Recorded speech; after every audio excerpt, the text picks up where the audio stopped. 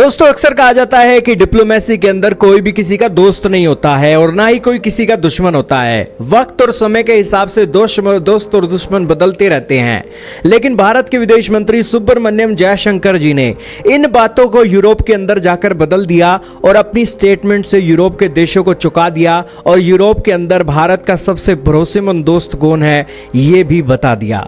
सारी इंपॉर्टेंट बातें आज जानेंगे, बहुत महत्वपूर्ण न्यूज है। शुरू करेंगे बिना किसी देरी के। चैनल पर नए हो तो जरूर सब्सक्राइब कीजिए, बेल आइकन भी दबा दीजिए। भारत के विदेश मंत्री ने कहा कि कई देश ऐसे होते हैं जिन पर आप किसी समय पर पूरी तरीके से भरोसा कर सकते हैं, नहीं तो डिप्लोमेसी के अंदर कहा जाता है कि कोई भी किसी का दोस्त नहीं होता है, बल्कि अपने अपने इंटरेस्ट के हिसाब से ही दोस्त और दुश्मन एक डिसाइड होते हैं।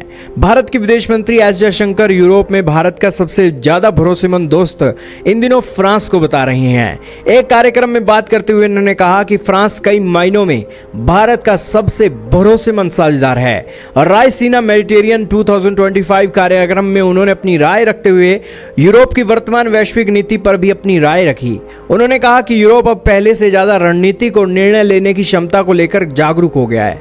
वह वैश्विक मुद्दों पर सामूहिक दृष्टिकोण के बजाय यूरोपीय दृष्टिकोण से सोचता है। विदेश मंत्री जयशंकर ने कहा कि मैं इस बात से पूरी तरीके से सहमत हूं कि फ्रांस आज कई मायनों में यूरोप में हमारा सबसे विश्वसनीय साझेदार है।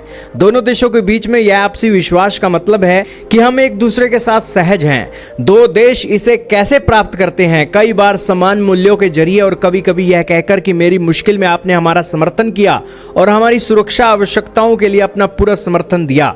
जयशंकर ने कहा कि फ्रांस के साथ हमारा विश्वास का यह रिश्ता किसी एक दिन में नहीं बना। ऐसा नहीं हुआ कि किसी दिन दो लोग उठे और कह दिया कि आप हमारे सबसे विश्वसनीय साझेदार हैं। यह साझेदारी अनुभव के आधार पर हुई है। हाल ही में हम अपनी कुछ सुरक्षा चिंताओं के एक अनुभव से गुजरे हैं।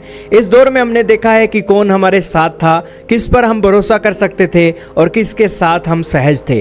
निश्चित तौर पर यह भविष्य में हमारे फैसलों पर असर डालने वाला है।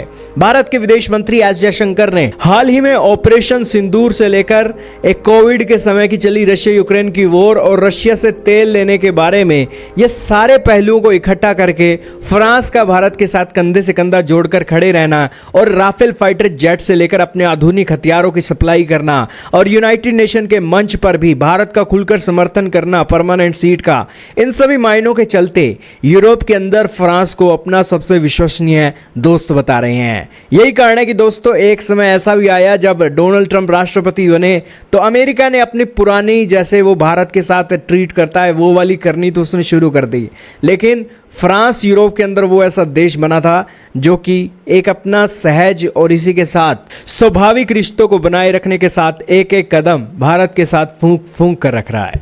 खैर, यूरोप के अंदर सबसे भरोसेमंद दोस्त तो भारत का फ्रांस बन गया है। आपका इसके बारे में क्या मानना है? कमेंट में बताइएगा।